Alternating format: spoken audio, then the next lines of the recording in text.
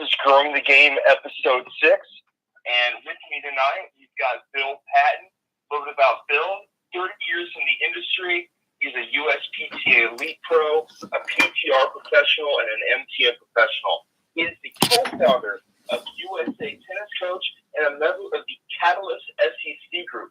You can also read his blog on USA Tennis Coach. Bill, welcome back. This is episode number 6. Hi, Mike. Glad to be back again.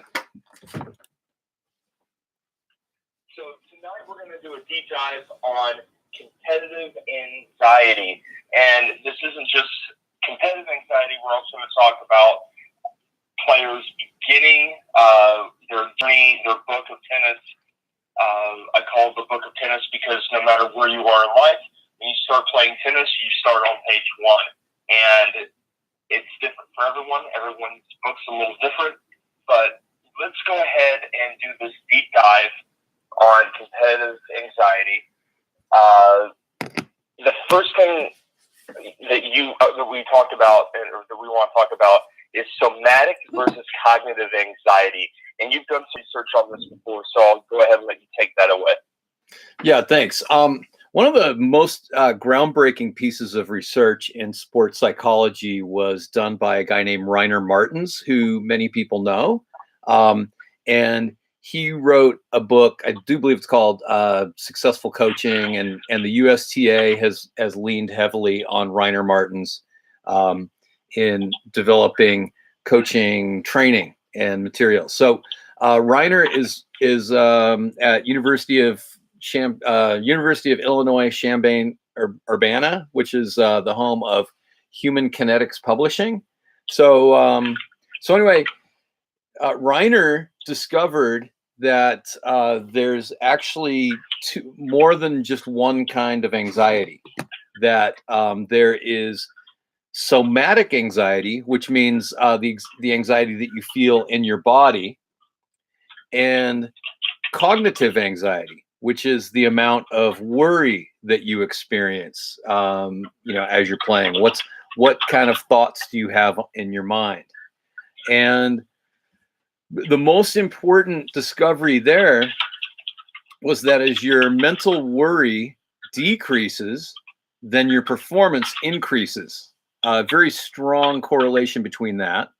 And then conversely, as your confidence improves, so does your performance. And really, the confidence and the worry are sort of on a sliding scale, but sort of mutually exclusive. They can't really happen a whole lot at the same time. But one of the more fascinating things was that seems fairly obvious, but what wasn't so obvious was that as your somatic anxiety, as the anxiety you feel in your body reaches a midpoint, then you're going to have your better performances. So if you're incredibly anxious, if you're very tight and sweaty and shaky and all of that, then you're going to play really poorly. The same is true if you're just loose as a goose and you have no muscle tone to what you're doing. So, too little anxiety is also a problem. So this is where this fine tuning, I think most players who've reached a really high level, understand about managing their intensity levels and how, you can't be too intense, but you can't be too loose. And, you kind of have to manage that as you go along in your matches. So that kind of creates a framework for us to talk about, the subject of anxiety mentally and physically.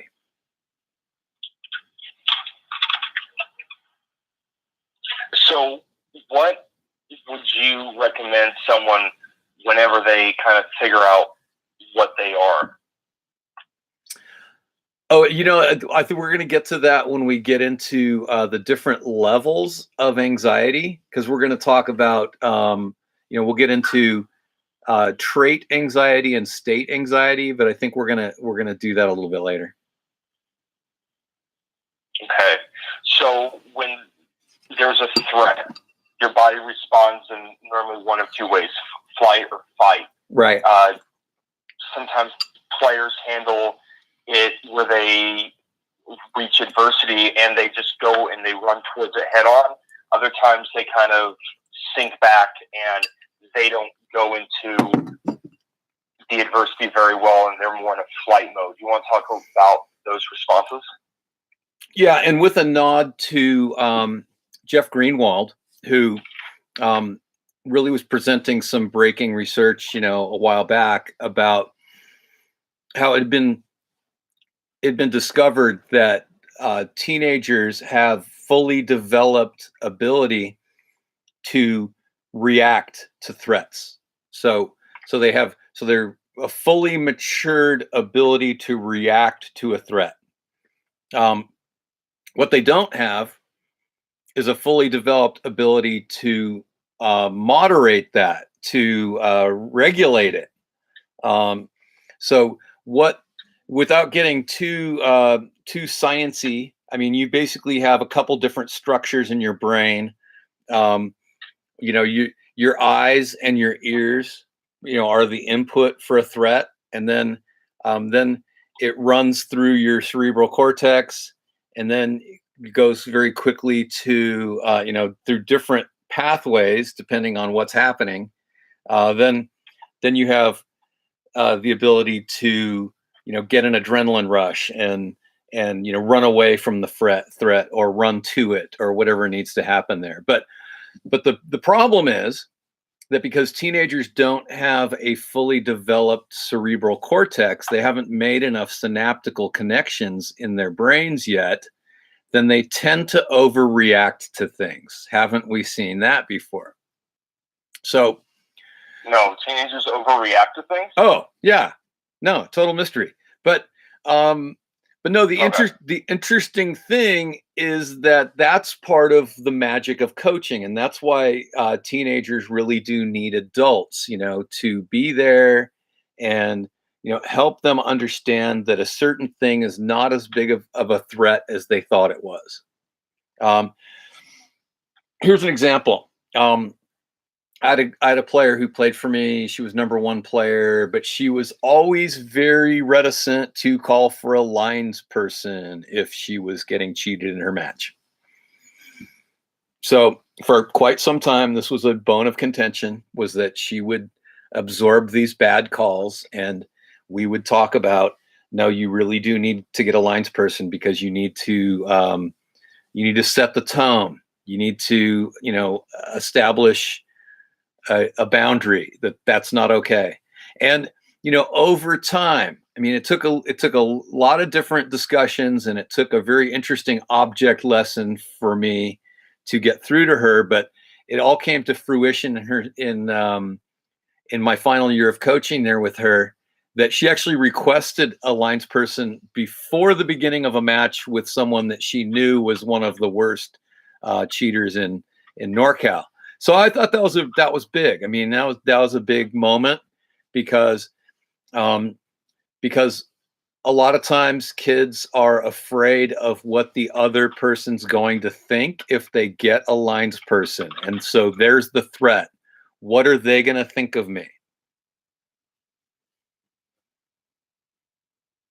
So that's one of the things that, as a coach, we deal with players and reassuring them that if you get cheated on the court, and you wrote a fantastic book on cheating, that Thank you. On how to handle cheating in tennis and everything. It was a great read.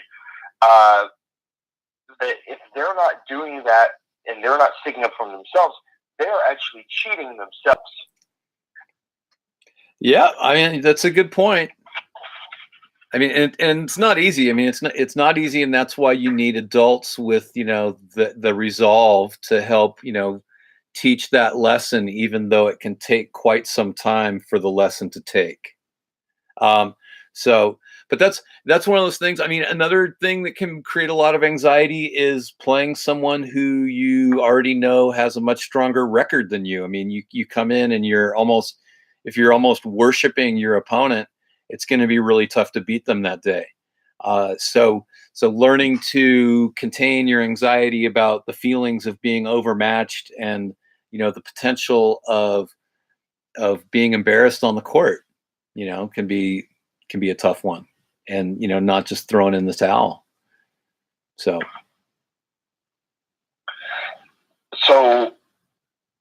one of the next topics we have is making connections, reducing threats. And I think that kind of plays into what we were just talking about. And how is a way a player, or what is a way that a player can make connections to reduce threats? I think a lot of times it's, well, okay. I think first let's talk about what gets in the way of them making connections. And I think one of the worst things that happens is when kids have to lose the match 3 times. Like Vic Braden said, they lost it on the court, and then they lost it immediately after because their parents reminded them of all the things they should have done, and then they lose it again on the drive home. So that is really not going to help. That is only going to create a much greater amount of anxiety for those players. So a lot of times I think the first stage as a coach is to know, when does your player want to talk about the match? Here's a funny one. This is between me and my son. So my son and I went to this, we went to go see a presentation by Jeff Greenwald, and Jeff was talking about this stuff. There were a lot of people in the audience. So afterwards, I asked my son, I'm like, okay, well, now that we heard this, when do you want to talk about the matches after you get done? And he says, maybe after we get home, right? So not immediately after, definitely not in the car, but when we get home, we can start talking about it. So then the funny thing that happened was my son comes off the court having won, and now he wants to talk all about the match. And I'm like, oh, wait a minute. I thought we were going to wait until we got home. But so then we had to renegotiate, right? Because so it's after a win, we can talk about it right now. But after a loss, we need to wait until we get home. So, there's this negotiation that goes on. And, I've had players who love for me to watch every moment of their match. And I have players who they play better if I'm 3 full courts away. So knowing your players, knowing what works for them or not, I think we all know kids who don't want their parents to watch. So the parents, peek around buildings to see them. And it's whatever works, and they'll have to kind of grow through that as well. I mean, we don't want to forever be, making it so that people can't watch us. We have to be watched from afar. That's not going to work so well. So it's about, but yeah, know them, find out what works for them in this moment, and then incrementally take them a step further to where they're ready to have 14,000 people watch them in a crowded stadium, cheering for the other guy. There's a saying, it's been around for a long time: winning cures everything. And it's a lot easier to go through, and this goes for not just tennis, but all sports. The locker room's a lot easier to be in when you're winning the game, or when you're up by a lot, or after the game and it's over and the scoreboard's 0 time left on it, and you come home with the win. It's a lot easier to do that. And I was actually just thinking about this earlier today, that the reason why team tennis or league tennis is so successful among people, or so favored among people, it's because you can lose your match and still go home a winner. Yeah, and play a vital role. Yeah, absolutely. So if you're on a team, say there's 7 slots on a team, and your team wins 4 of those matches, that means 3 matches on that team lost. And if you're talking about doubles players or doubles lines or whatever, that's 6 players that lost on the team, but they can still go home a winner, which is huge. Yeah. I've had a couple different times where a team of mine has won, but either my top 3 players or 3 out of my top 4 players have lost. And so it was the depth of the team that carried us. And yet you remove one of those top players and everybody has to play one up, and maybe we get hammered that day. So, it does speak to the value of team tennis and putting it on there. What's going on, man? Sounds like a train wreck over there. Are you okay, Mike? Oh, yeah, I'm fine. I'm fine. Yeah. I don't know what Sounds that was. like you fell down a flight of stairs noise in the background. Or like were attacked by a pack of wild dogs. That would be fun. I would go for that so? now. That would just put an end to my day. Did you I ever see? I could do that. Did you see the movie Popstar? No, I'm not. Can't say that I have. Okay, everybody has to see Popstar and the scene where Seal gets attacked by wolves. It's like amazing. It's one of the hardest. Will Ferrell's not in it, is it? Huh? If Will Ferrell isn't in it, then I probably haven't seen it. Okay, fine. So, all right, what's next? Okay. All right. First lesson, and this is what we kind of mentioned at the beginning of the show. First lesson, early lesson routines. Establishing routines from the get-go, from the beginning of your tennis journey. Yeah, it's funny because I've been thinking about this a lot since the last time we were talking about, getting people going in the game. And almost every lesson I've taught with a new student has started just about the same way, where they're scared. They are, they're anxious. They're worried on the court. They don't know who I am. They have the fear of the unknown. They don't know how I'm going to react to them missing a shot. They wonder, am I doing well enough? There's just they have all this stuff going on in their head. And I'm like, okay, wait a second. And then, and if I pile on immediately with complicated stroke instruction, then that's going to send them over the edge. So I think, the first thing is,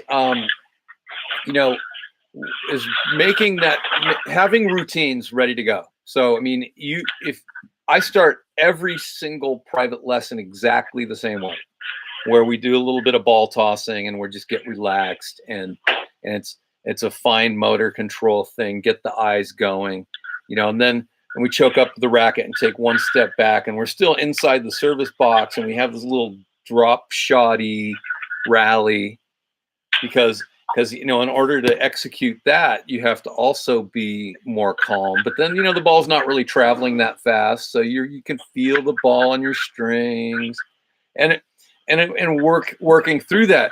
And it's interesting how on a certain day a player can get stuck at a certain level, and then for whatever reason, but a lot of times it has to do with the anxiety of that day.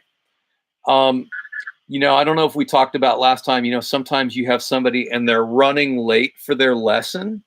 So, they park the car really fast and they come running in on the court, and they're thinking, hey, every minute is $1 going out the door, so they come running in and now their brain is going, more than 21 cycles per minute. And if the coach doesn't intervene to help slow them down, then you're going to have a bad lesson. And then that feels like wasted money. Now, another thing that plays into this just came to me, just realized that this would have been good to add, is there's this thing called the Sylvan mind control method. And basically what it is you get hooked up to biofeedback devices, and it measures your heart rate and the speed at which your brain is operating. And what they discovered is that people whose brains are operating at 19 cycles and lower per minute are doing genius level work, and people whose brains are 21 cycles and over are anxious, upset, worried, and not going to make mistakes. They're going to make mistakes because they're going too fast. So, and then it takes 85 cycles per minute to have a seizure. And that kind of blew my mind. It was such a long way to seizure, but it's such a narrow band to getting people performing and doing genius level work. And it really only means slowing down by 11%. So this is also kind of instructive for life too. I mean, how many times, how much better would we do in our lives if we just told ourselves 20 times a day to slow down? It's a very good question. I mean, that's some really. Lost you for a second. Oh, I said that's a really good research. It's a good thought about, you know, slowing down and not trying to take on too much and really completing the task at hand. I had a comment about the early lesson routines. Or a question for the early lesson routines. When I have a new player, and especially when we're developing serves, I often take the analogy of a basketball player shooting a free throw and making sure they bounce the ball the same amount of times. So when I play basketball, I used to dribble the ball 3 times, spin the ball in my hand, lift it up, look at the rim, and then go. Kind of the same thing for tennis. First serve, 3 bounces. Second serve, 1 bounce and go. What do you do with your new players as far as developing serve routines? Because the serve is the most important shot in the game. It starts every point, and especially for a beginner, if they're trying to play any sort of game of tennis, they have to be able to get the serve in, and it's one of the most complex strokes there is as well. Well, I think that's great. And then let's come back to basketball again when we go into high performance, because I think that that's we can use some basketball analogies that will play really well. For me, I want them to get just really comfortable swinging with the racket without any fear of whether the ball's going to go in or not. So I forget where I got this. It probably was from Ken DeHart, but I start them by having them serve from about 5 feet from the net, just far enough away that their racket won't hit the net. So there's no worry about. I mean, it's an unnatural situation, so there's no fear about whether they're making the serves or not. So I think teaching them the motion in the vacuum of removing the anxiety about the performance, I think, is an important part. And then as they get one piece, and people teach the serve many different ways, but I'm a big fan of teaching it from the inside out. So I teach the, upper arm interior rotation, and then from very, very close, and then I get them to the service line. And from the service line, I'll have them practice standing, lining themselves up behind a line, so that they kind of get used to that.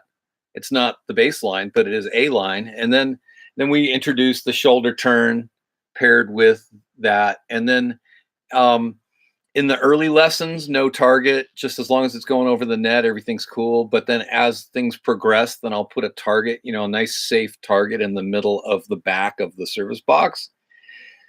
And not even necessarily with an expectation that they're going to hit it, but just something for them to look at. And as things go on along, then as they get better, I increase my expectations about, okay, we're going to do this until you get a few balls that strike the little on-court, off-court circle, shameless plug. And, or something, within a couple of a foot of it. So just so they can hit a spot on the court.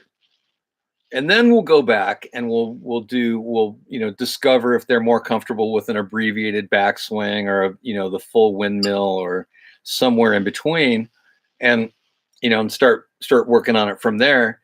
And then after a long while, after I'm pretty sure they're going to be able to make some, we'll start seeing how many they can do out of 10. But I don't want to put them in a situation where they're going to have a 0 out of 10. And some of my little perfectionistas, they think they're supposed to make 10 out of 10. And if they make 3 out of 10, then I have to deal with the fallout of that. So, hey, if you're going 3 out of 10 in baseball, you're in the All-Star game. Just gonna put that out there. There are a lot of fairly good high school tennis players who serve well under 50% for serves in play, but my team is going to beat you. A game that I like to do with serving is set up cones in the center of the court, about 6 cones in the court, from starting at the baseline, going up, so 2 in no man's land, 1 at the service line, and then 2 more at the net. And then what I like to have them do is start in front of that first cone. They have to get a serve in. If they make the serve, then they move back a spot. So in between the cones is the section. If they make that serve, then they go back to section 3. Make that serve, they go back to section 4, and so forth.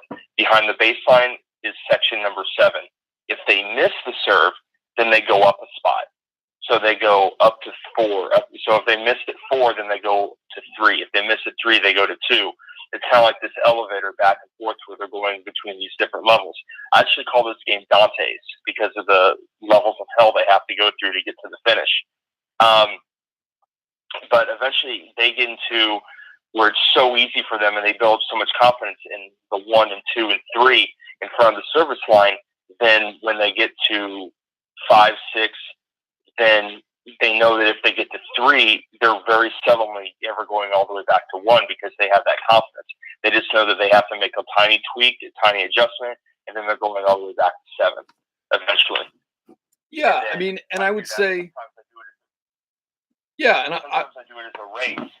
So I may have 4 or 6 kids on the court, and I'll have the court section off. I'll have 2 or 3 on the side. The first kid to get all the way back and hit a serve in from 7 or 3 serves in from 7 wins the game. Yeah, there's a lot of merit to that. I would say a good thing to do before you have the penalty phase where they can go backwards would be to have you only go forward for a little bit. Just do that for a little bit so that they're constantly progressing, and then introduce the other thing. I mean, one thing I love is the Nick Bollettieri game drill where if you get a ball into the deep backhand, deep forehand corner, you get +1. But if it doesn't go in, you get -1. I mean, but change the scoring. I mean, because early on the scoring has to be more favorable. So that's a general principle. Start with training wheels and make sure that there's a track record of successes going on, because success will help alleviate anxiety. I mean, I think this is one thing. Yeah, I mean, it's really important is to have a track record of success.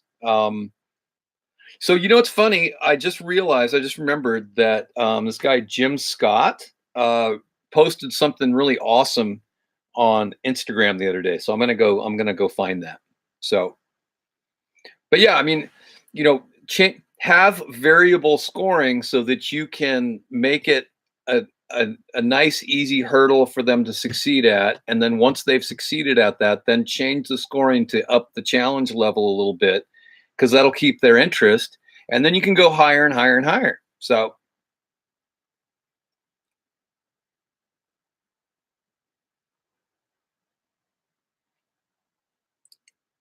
yep. You still there? Hey, my call just dropped. Did it? Fantastic. I'm about to talk, and my call just drops completely. So anyway, all right, we're back. Okay. Total loss of thought here now.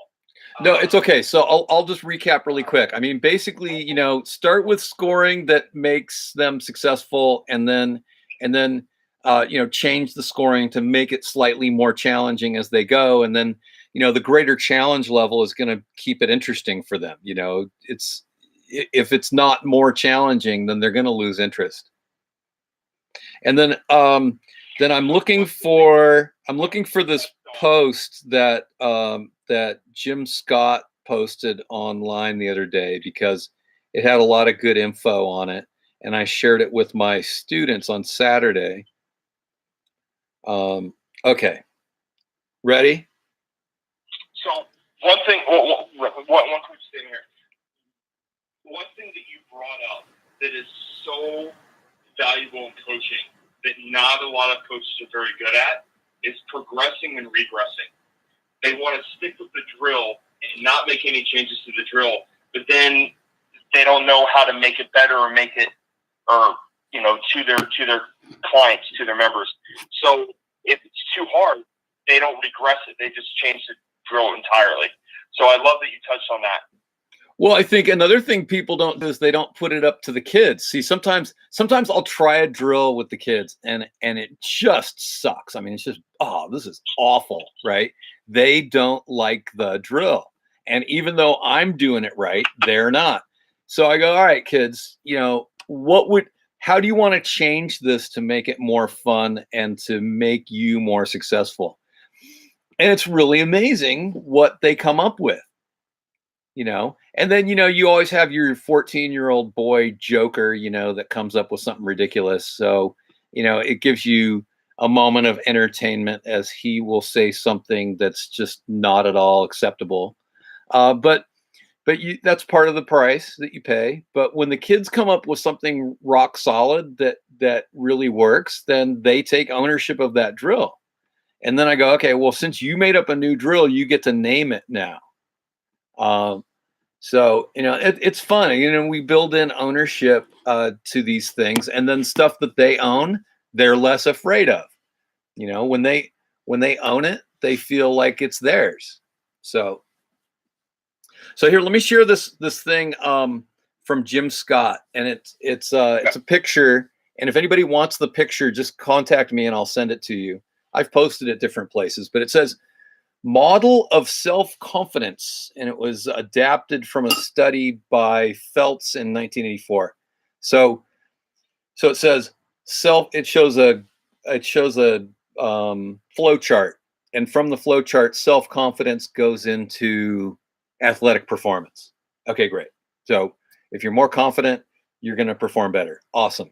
So what builds self-confidence? And he's got these 6 different components to self-confidence. So one of them is performance accomplishments.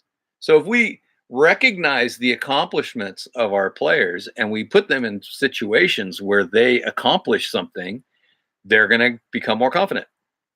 If we allow them to work with each other and help each other get better, then they gain confidence from having helped someone else. The next one is verbal persuasion. So you can talk yourself into it. And I've done this a lot with my players where I want you to say, I'm confident. I feel very confident. I'm going to play confidently. So that's verbal persuasion, right? And then there's imagery experiences. So imagery can be a past positive experience that you're reflecting on, or it can be visualizing yourself doing something that you haven't done before. And then the next one is physiological states. And we're going to get into that a little bit more when we talk about nutrition, because how you feel physically is going to have a big bearing on your confidence. Because, if you've got the flu, you're probably not going to be very confident. And then the emotional states, and we'll get into the emotional states again in a little bit, because how we monitor our emotions and direct them and use them to power us or to distract us, that's really important. And we just saw a lot of that at the U.S. Open just this last time. So going to the next point, we have trait and state anxieties. We've been talking about trait and state anxiety. Yes. So trait anxiety is how you are most of the time. And so it's high, medium, low, and so, you've got your kids who are too cool for school. They're loosey goosey all the time. So those are your low trait anxieties. Right. And then Most people fall into the medium range of anxiety. Um, and then, you have a handful of real high anxiety people that you work with. So, but it's interesting that there are two interventions. Um, so, the intervention for the low anxiety people seems to be that they need to work themselves into a state of high agitation before then working on bringing themselves down. And so that's where you get stories of athletes who vomit in the locker room before the game. You get, yeah, Bill Russell. How many times did he win the NBA championship? But he threw up before every game. But if you look at who he is, he's like the mellowest guy. Bill Russell was a low key guy, but he had to work himself up and get his anxiety level supremely high and then come down from that. And so the other two, the medium anxiety and the high anxiety people, need to get themselves into a lower state of anxiety. Um, so so if their trait anxiety is low, then they have to get a high state of anxiety before they come down to a lower state of anxiety. If they are medium or high trait anxiety people, then generally they need to get into a lower state anxiety to perform. So it's like, going through your mantras, having a practice routine, doing things a certain way, realizing that, a little bit of nerves is going to be good for you, but then you have to breathe and do all those little interventions that you do to bring yourself down, telling yourself to slow down, take your time, I'm confident, all these things that you can do pre-match to get yourself in the right state of mind. So not only pre-match, but you have to be able to hold that during the match. And our next one that we're going to talk about is the 16-second cure. Oh, wait, let's back up. Can we back up for a second? I want to back up for a second because I think also I use this with lessons because some of my kids come into their lessons and they're silly, because I deal with a lot of kids. So they're having fun and they want to goof around. And, at the price that I charge for a private lesson, I'm sorry, that's forbidden, because you're wasting your parents' money. So, they might be silly a little bit. And I'm like, okay, you know what? You need to calm down, right? Because silly's over here, boring's over here and fun or silly's all the way over there and fun is in the middle. So I definitely cracked the whip on that. And, I also had to sit down a little 12-year-old because she just wasn't really putting in the effort.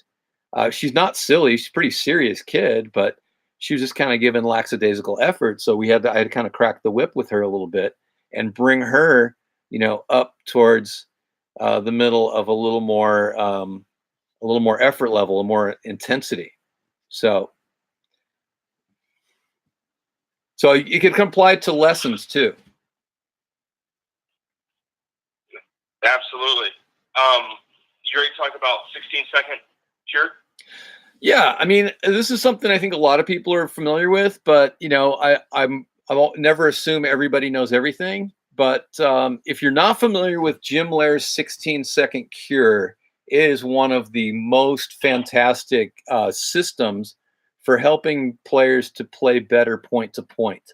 And so there are 4 stages of things that happen, and I'll probably get like the range of times a little bit messed up, but the first thing that happens at the end of a point is that there's this decisive stage, and it's a second or two.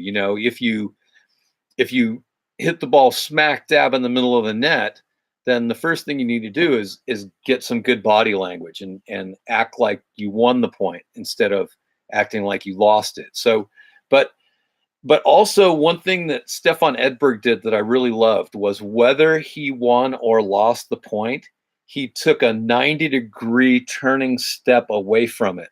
So he had this physical reaction that meant I'm leaving that point behind. So you put closure on it. So so meaning that point's decided, nothing I can do about it. It's over in my mind and in my body. So that's pretty huge. That can help. That can protect you from carrying points forward and either being too excited because you just hit a winner, or being too bummed out because you just double faulted on, a break point or whatever. Now, then the next stage is the relaxation stage. So you may take the racket and put in your non-dominant hand for a moment, take a deep breath, scan your body for tension somewhere. I mean, you know who you are, your players should know who they are. They should know where they're likely to hold their tension. People hold it in different places. Um, there's an interesting thing about putting the racket in the left hand and what it does to balance you, because, we're so much a dominant handed sport that balancing that out for a moment is good for your brain. I can't explain all of that. It has something to do with polylateral motion. We need to get Dawn Henson out to talk about that. But then, and then after you've gotten into a more relaxed state, now because you've brought your anxiety down, now you can do the preparation phase. So going into the preparation phase without first doing the relaxation phase, that could be a little bit of sabotage there. Now, in the preparation phase, you might take note of what just happened. If you go, oh, wow, that I played my game plan perfectly right there. That's awesome. Or, looks like I'm serving to the forehand too much. So next time I serve, I want to make sure I'm serving to the backhand or into the body. It's okay to take note of what happened in the point before, but then you need to shift quickly into planning how do you want to play the next point. And I don't want to digress too much, but there are a lot of different ways to plan your point. It's good to have at least 3 to 5 or maybe 6 tactics that you have that you're going to be alternating between, so that you're not too predictable, and you have these different tactics that you're going to play that are part of a game plan. I got into that in the book, Top 5 Strategies for Winning Tennis. And then finally is the ritual stage. So, that's where you might rock a certain way in order to be ready to return serve. You might have a certain way that you approach the baseline. You might turn around dramatically or smoothly or whatever you want to do.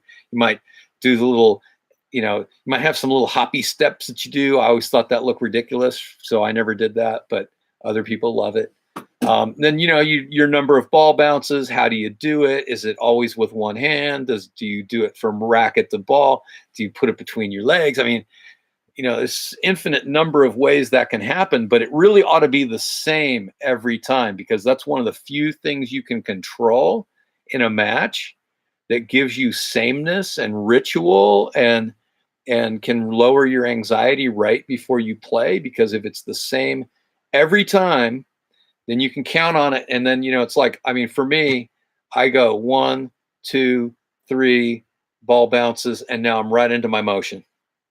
So one thing goes right into the next, and you get a certain level of flow that comes from that. So, and that's great. So the 16-second cure is obviously the way to go. And you can use that not just on tennis court, but in your everyday life. You get some bad news, accept it. And then, go on and get that relaxation. Take a deep breath. Yeah. No, it can really be used. I think one thing, though, I think it's good to say is that you don't have to do each one of those things every point. If you're just totally flowing with a match and you're just on it, then you might not even think about strategy. You're just playing. You're just like, in the zone, and it's all flowing off of your racket. Don't muddy the water. Just keep playing. sometimes you don't need to take a deep breath because you're just, the point wasn't that tough. Sometimes you don't need a decisive move because the other guy made a horrible error. So don't get locked into, checklist, I have to do all four things. But, if you're down a set and a break and you're trying to find your way, then I would say run through all four of those. And then that can also help you fill up the time in between points to give yourself a little more time to think about how you're going to win that match. Yeah, because you definitely don't want to get into a paralysis by analysis situation as well. Right. Oh, for sure. I mean, yeah, whatever your planning is should take, 3 or 4 seconds. Okay. I'm going to hit a kick serve to the backhand and serve and volley. I'm going to hit a slice serve down the tee and I'm going to look for the ball to my forehand and I'm going to hit it behind him. Just have the first 2 shots planned out and you're more likely to have it go your way. The person who has a plan is much more likely to execute it. But then the cool thing about tennis is, you have this plan, but then the other player comes up with something that thwarts your plan, and now you got to scramble and, in the middle of the point, recalculate. So the next thing we have on here is the left hand clinch. What is that? It's something you see Sharapova do a lot, and I think I can't think of other players right off the top of my head, but and I think this is something that I saw a lot from Roy Coopersmith on Real Tennis Coaches is players who right before a really big point where they might be feeling tight is to take your non-dominant hand and squeeze it as tight as you can. And that's kind of a balancing, kind of a calming thing. And for whatever reason, it unlocks something. I can't really describe it, but I'm sure there's somebody who knows about it more than I do. So consult your local non-dominant hand clencher doctor. Yeah, I know. I see a lot with the right where they take the racket out of the hand after the point. It's so, I don't want to say it's a ritual, but it's so, they're not thinking about it. It's so subconscious that as soon as the point's over, the racket's already in their non-dominant hand and they're fist pumping and they got the hand in their dominant hand. And then they realize they got to relax and relieve all the tension in the arm before they go back and hit the next point. Yeah, I would say try it. I would say go, if you're down 30-40 or you're about to hit a second serve, stop and clench your non-dominant hand for a moment. And I think you'll see something different happening. Next thing, we got a few things left here. Nutrition and breathing. Yeah, I mean, this part of my own journey was, being like an Andre Agassi, making a run for the border, eating all the junk food, and then kind of really going through a dramatic shift of changing my diet all around and following what was called the Haas diet, which is something that Martina Navratilova and Yvonne Lendl were doing. And it was really, like a clean food kind of a thing. You go through this thing of very austere eating for a while. And one of the key ingredients to having good nerve function is calcium. And then, with calcium, then you need a nice balance of magnesium. So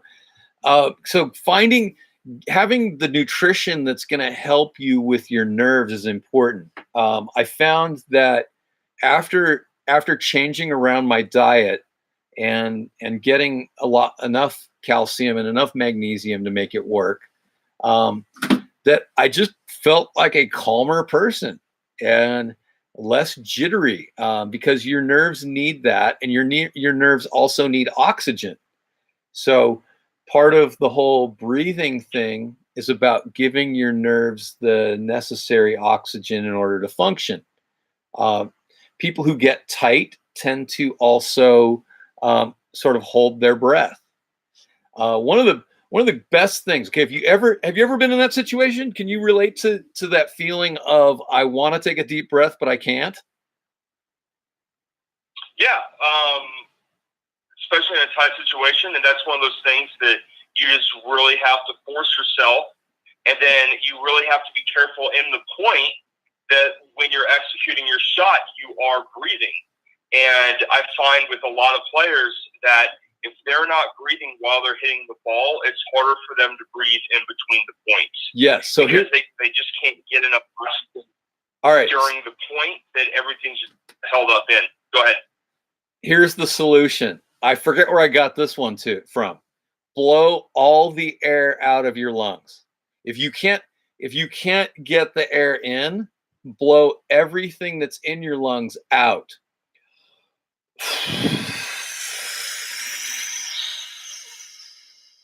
So another one is the basic bounce hits.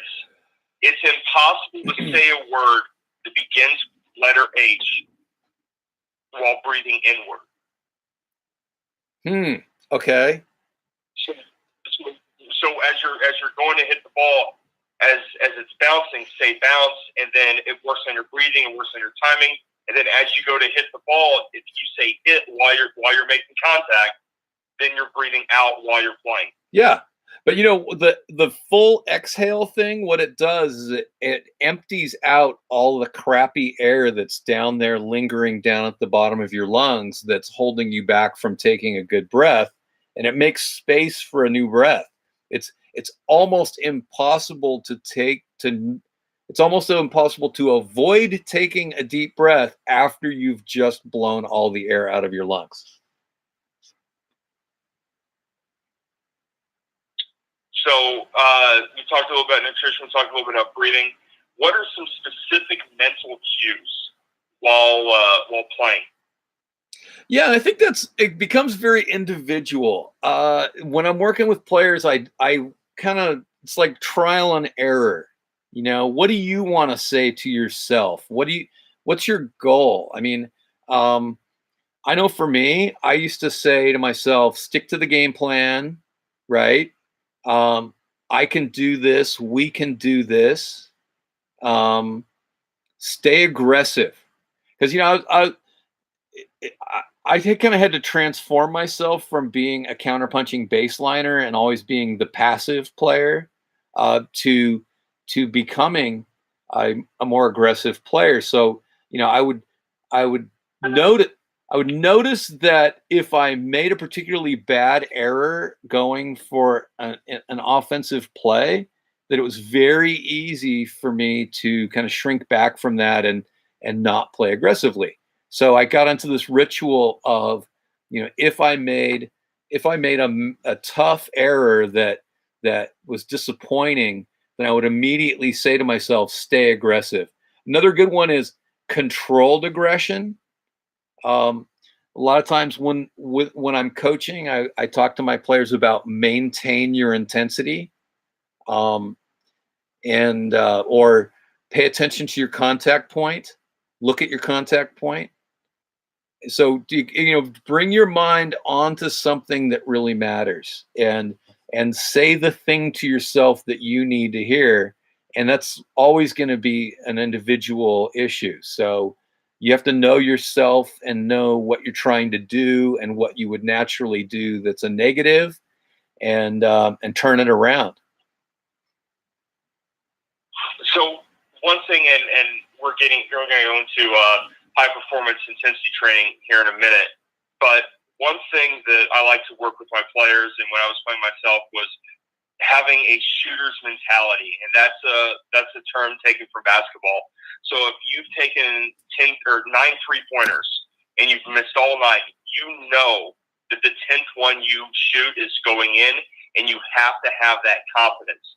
You know inside of you that no matter what happens, you are making that next shot. Yeah. I mean, Absolutely. Now, yeah, and let's go on basketball a little bit longer too, because I think my best year ever playing basketball was also a year that I was working, throwing 70-pound packs of potatoes and onions onto a truck. And so that training, that was intense training.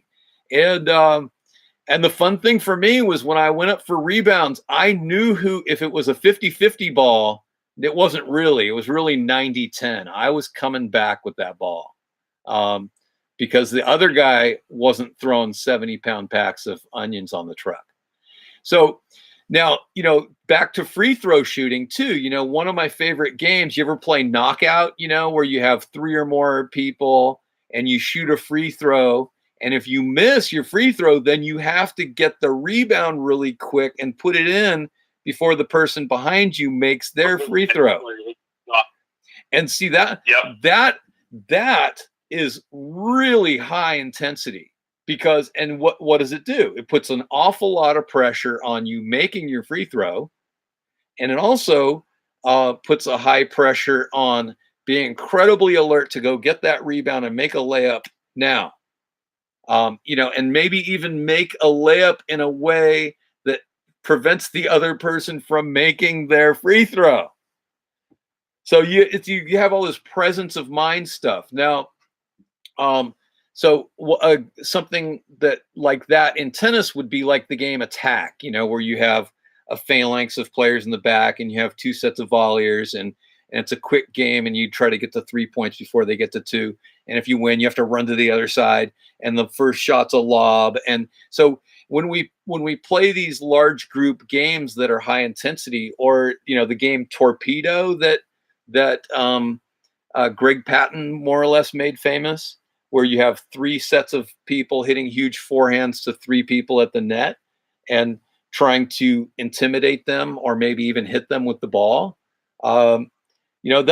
That's really high intensity stuff. And one thing I love is when I have like a 10-year-old girl who sticks a volley on a 16-year-old boy, off of his forehand, and everything stops. I just stop and I go, wow, Serena, wow, look at you, and then, the kids, then they're impervious. So, but you don't stick kids in that situation until they're ready for it. So this is like, this is stuff that you have to work your way up to. But I love large group games that have ridiculously difficult things about them. But they're also fast moving, so that if people don't do well, they don't have time to dwell on the fact that they didn't do well. They got to get on with the next shot. And next point. Yeah.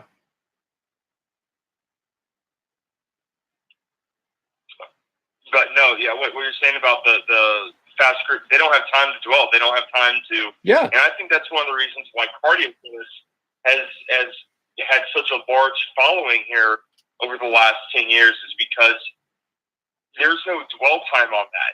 You miss a couple shots and you're like, oh, well, and then you just get back here and next thing you know, you're hitting in the next ball. I think sometimes players will actually play the sport of tennis too slow, and it gets in their heads.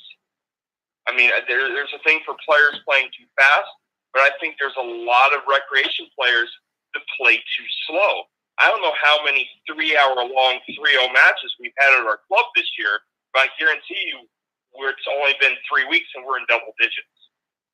Wow. Yeah, I mean, and it kind of goes back to, say, a John Wooden or Pete Newell, right? If we want to do basketball again. Now, people always say, oh, John Wooden was the greatest basketball coach of all time. But then how do you explain Pete Newell going 8-0 against Wooden in their final 8 matchups?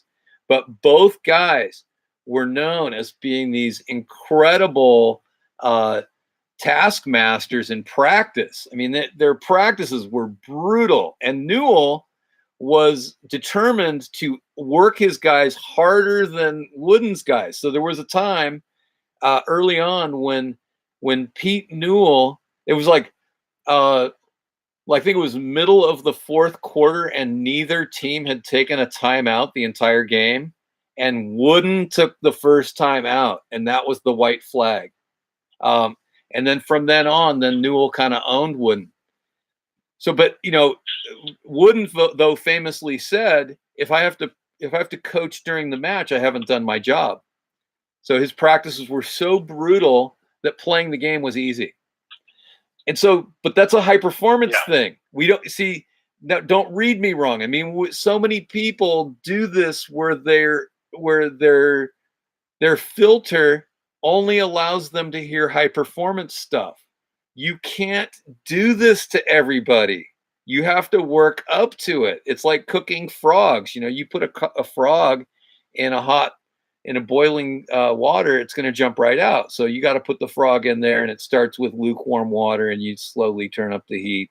And then because it's an amphibian, it heats up with it. And then in a little while, you got a cooked frog, and he has no idea what happened.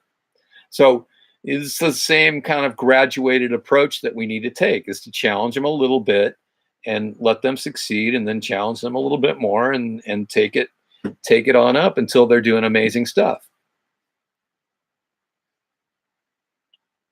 That's a great point. We should have saved the cooking frogs for the nutrition part, though.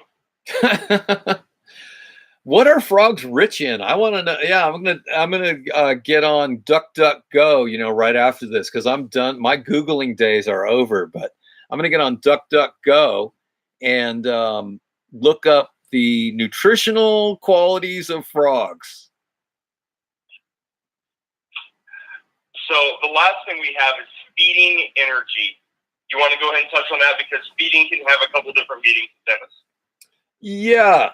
Well, yeah. I mean, not with a fork or a spoon, but no. And this goes back to another really pivotal thing from Jim Loehr. I remember seeing him in Monterey at a national convention. He was just amazing. No, I think it was Palm Desert. Anyway, so he was talking about energy. Energy is not neutral. It's either negative or it's positive. And so you are either feeding on positive energy and continuing the snowball of positive energy, or you're feeding negative energy and continuing that cycle. So that's a really, and whatever we invest, whatever energy we invest, it's going to come out somewhere. So when we put in 100% effort in a positive energy way, then we're going to reap the maximum that we can from that. This actually was one of the greatest moments for me coaching was a time when I had been working with my team for 2 solid years on this idea of positive energy, because they'd been a fairly negative energy team before I got there. And then just before playoffs in my second year, I had to step away from the team, and it was like devastating to them. But it was like remarkable, because at the end I said, hey guys, look, 2 full years we have been working on developing this positive energy. So don't let this thing that happened here affect that. And they took it on. The team captains kept everything positive, and then they went on and won a section title, and it was darn near miraculous. I mean, they were down 3-1 in 97-degree heat, second match of the day in the finals, and came back and won. They had to win the last 4 sets that were on court, and they did it because they had invested so much in all of this positive energy. Yeah. So to go back to what we were talking about before, because this is very important.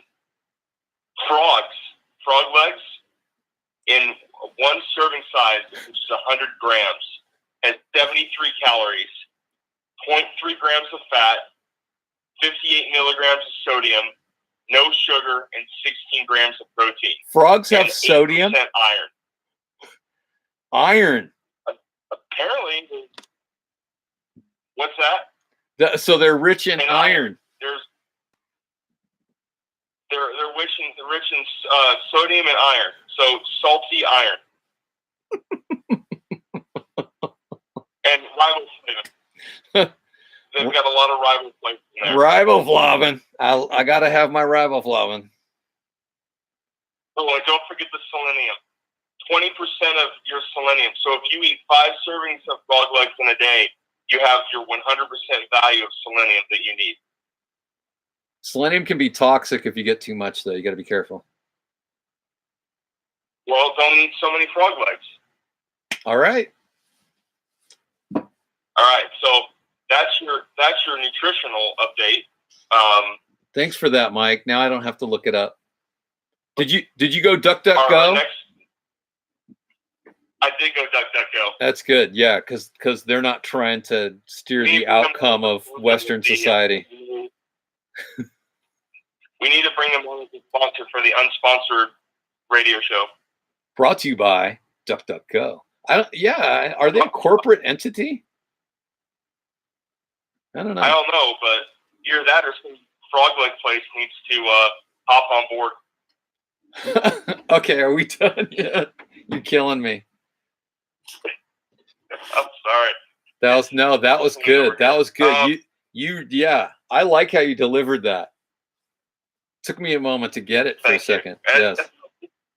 That's not the only thing I can deliver tonight. So, recapping here, we talked a lot about the 6 components of self-confidence. We talked about the 16-second cure, which is huge in all levels. We talked about flight or fight.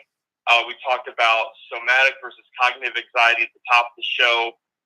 We talked about nutrition and breathing and how all that works together. What are some of your impressions on some of the things we talked about? Well, I mean, I think we didn't really talk about it at the beginning. Maybe we should have, but all of this plays a role in whether we're going to retain players or not. We have to help our players manage their anxiety at the beginning, middle, and end, and we need to skillfully deliver greater levels of challenge, which then are going to create higher levels of anxiety. But then the players need to be equipped to be able to keep themselves calm, even when everything about the environment, is crazy. So it's about taking them up through the levels of play and helping them manage at each step. But then, as a sport, we haven't been succeeding so well, and that's why we have so many beginners quit before they become intermediates and before they become advanced. And then 1 in 6 kids plays more than 6 tournaments in their life, something like that. I mean, that's pretty poor. So we need to help them to get through the anxiety of going and playing this lonely sport out on their own. The interesting thing I was thinking about today is how many tournaments would you have to play in order to get 20 matches in? And it's a lot, but if kids play high school tennis, they're pretty much going to get somewhere around 20 matches. And that's a really important thing. And they're going to have an adult there with them to help guide them through that. Even if they're not a highly skilled tennis coach, they're still hopefully a mature adult that can help them think through what happened on the court today. So, question for you here. Is there a magic number behind the 20 matches? What do you mean a magic number? I mean, in California, we have a rule. In NorCal, we have a rule that you can play 22 competitions and 2 scrimmages. But then if you play tournaments, then you could actually play 5 matches and they count as 2. If you're playing in a tournament where you're playing 2 or 3 matches in a day as a team. So for high school tennis. Yeah, I would say. I mean, on average, probably the average team probably plays 15 to 18 matches in a year, in a season. I don't know. I'd like to know that number, but 20 is a rounder number. But But is there any sort of research saying that once a player gets to the 20-ish match mark, they're a different level player than say they are whenever they're at the 5 or 6 match mark or at the 50 match mark?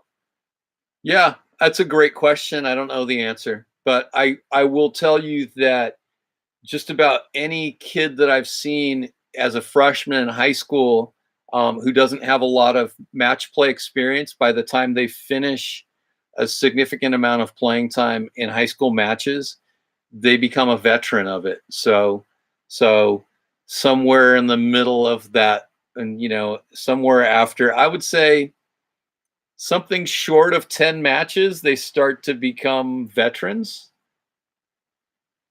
I don't know. That's a good question. So, and you and I both coach high school tennis. At what point do you see the freshmen on your team or the first-year players on your team start to lose that new player image, and they now become one of the veterans on the team? I think that more has to do with the maturity of the kid, because I think we all know that 14-year-old kid who thinks they're they're the funny kid you've never met before. But there's one of those kids every year, and I'm like, all right, Junior, yeah, you think you're really funny, and you think I'm gonna think you're really funny, but this is the first one since last year, So, yeah, get over yourself. So you're always gonna have one of the, you're always gonna have a goofball. And some of these kids, at 14 are practically adults. I mean, they're just, they're studious, they're thoughtful, they're, show leadership skills. They're not afraid of much. I marvel at those kids, and I usually confer on them the title King of the Freshmen.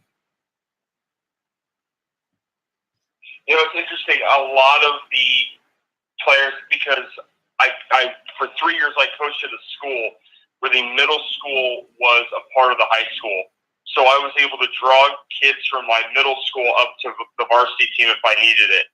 And it was amazing that some of those kids that I had on the middle school team, or that were middle schoolers that I pulled up to the varsity team, were more well-rounded players. They were mentally ready to play, and they were more veteran than some of the juniors and seniors I had on the team. Yep, you just said it. And it's kind of where they're, head and shoulders literally physically smaller, but they're ready to take on the bigger, because that's what they do, is they play tennis. And then for some of the older players, tennis may not be their first sport and may not be their fifth sport, but it's a sport that they're playing this year. So you never know what you're going to get in that box. Yeah. I mean, and it's fun to help kids develop, and even if they're not going to be, winning a league title or whatever, it's fun to turn a kid into a tennis player during that time. If they play all 4 years, then they ought to be leaving the team as a 3.5 or a 4.0, or maybe higher if they have some talent.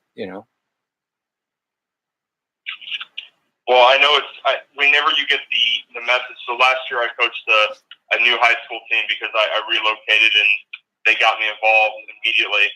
And this couple weeks ago, got messages from a couple of the guys that I coached last year that were seniors. They've now found club tennis at their college. Awesome. And before that, they were football players. They were just, football players and wanted to do something else to put on their resume. And then next thing you know, they're athletic. They've learned the game, and then now they're playing club tennis in college now as freshmen. So those are the type of success stories I think we really need to put up at the same level as I coached XYZ player to XYZ university playing on the varsity team. It's the future of the game. I mean, because it's vital. I've been pumping this up that last year there were 345,000 high school tennis players. So I've been asking the rhetorical question, what if someone handed the US 345,000 players? Would we take care of them? And so I have another. So my goal is to through vehicles like this, help kind of spur people on. Say, hey, go help out a high school team some way, somehow. Do one palpable thing to help out high school tennis, and let's get that over 350,000. And then let's, like you did, and like is happening in my area, let's capture those high school seniors that have graduated, get them into uh, college tennis, even if it's club or whatever, tennis on campus, doesn't matter, and keep them playing. My son's a good example. I mean, he burned out on USTA tennis when he was 15, and then ended up being a captain of his high school team and played all 4 years. His team won the championship all 4 years. I mean, that's what a great experience. And then played club in college, and now he's making noises about joining a USTA team.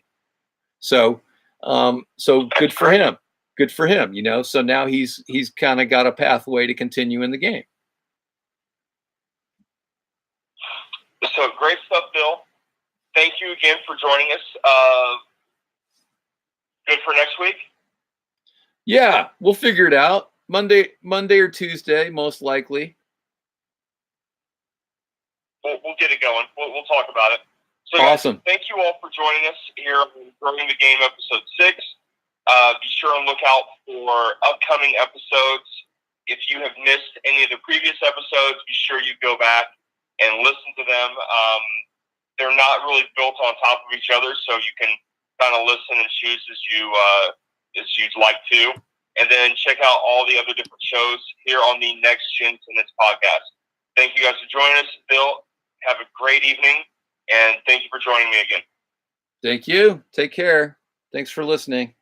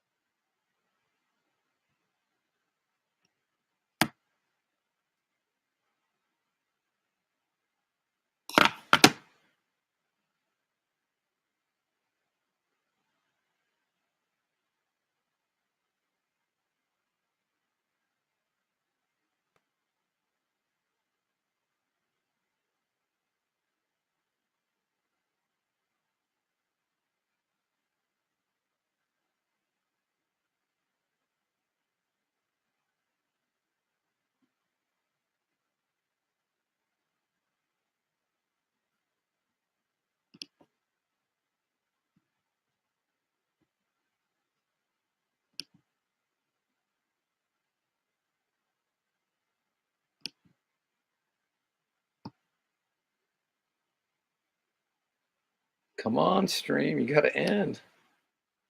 It's not letting me end. So I guess what I got to do is that.